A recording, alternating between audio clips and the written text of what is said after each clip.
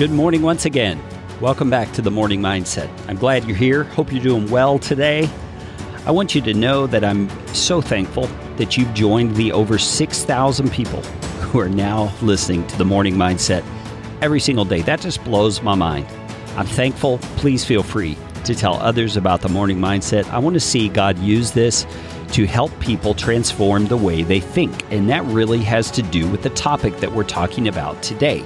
We've been in Romans chapter 7, kind of looking through the expose that the Apostle Paul brings to us to explain to us where our struggle with sin comes from.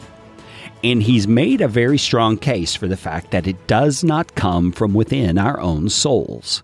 It is not an outgrowth of our identity. Our new identity is in Christ. And this struggle against sin comes from this thing he calls the power of sin that is resident in our mortal bodies.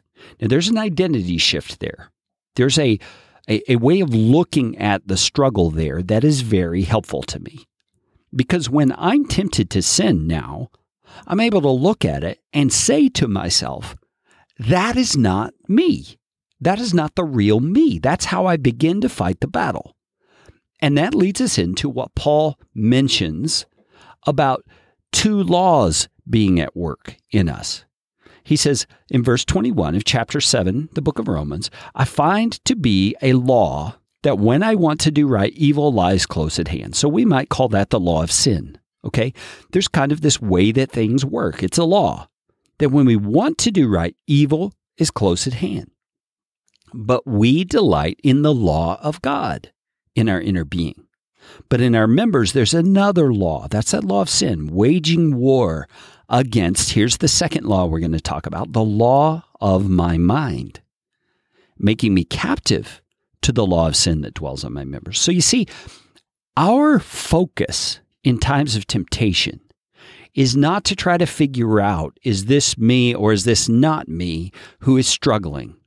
It's not to condemn ourselves. It's not to make ourselves feel bad because we're struggling once again with the same old sin. That is not the approach we should take. See, the Apostle Paul has already made it clear. It is not you. It is not your identity that is generating this desire to sin. Your identity delights in the law of God. Your role when temptation comes is to focus on this law of your mind, because that's where Satan is attacking through this power of sin. You see, evil lies close at hand, waging war against the law of your mind. So what is that law of your mind? Well, let's think for a moment about the mind. What do we do with our minds? We ponder things. We consider things. We think on whether they are true or false. And my brothers and sisters, that is the real issue we're looking at here. Because the temptation comes in the form of a pretty wrapped up package that promises all kinds of things. Just like in the Garden of Eden, when Adam and Eve were told all kinds of things by the devil that would come of them taking of this fruit that they thought would be beneficial. But what was it? It was all a lie wrapped up to look like something good. You see, Satan always wraps his lies in a shred of truth. And this law of our mind is the principle that God has put in place, that we are to look for the truth in these tempting situations. We are to find where the lie is, because Jesus himself said it. You will know the truth, and the truth will set you free. You see, when temptation comes, when the struggle happens, we are not to beat ourselves up that we're struggling again.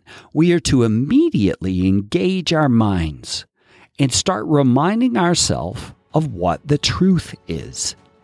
And the first piece of truth we've got to focus on is that this struggle does not come from us. This struggle is coming from the outside, so to speak. It's coming from this power of sin that's in our mortal body.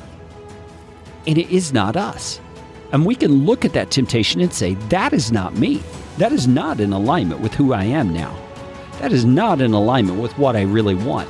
And that makes it easier to reject the temptation because we recognize it for what it is.